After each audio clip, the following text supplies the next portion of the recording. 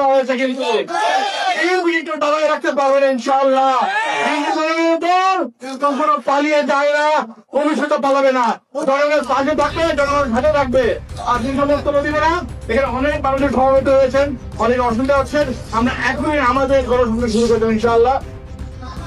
আমাদের প্রাণের নেতা, চট্টগ্রামের কৃতি সন্তান, বাংলাদেশ জাতীয়তাবাদী দলকে আন্তর্জাতিক অঙ্গনে যিনি সমাদৃত করেছেন, আমাদের প্রাণ চট্টগ্রামের কৃতি পুরুষ আমির কুসুম আহমদ 8 আসন থেকে বর্তমানে 11 এবং 10 আসন থেকে নির্বাচিত করে আসছেন।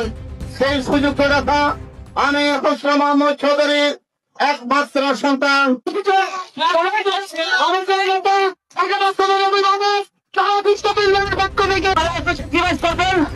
আমাদের ধানা শিশুর পক্ষে আমরা কাজ করবো। ধানা শিশুর আজকে যে গণসংযোগ যেহেতু বেশি লোকজন আসবে, আমি সবার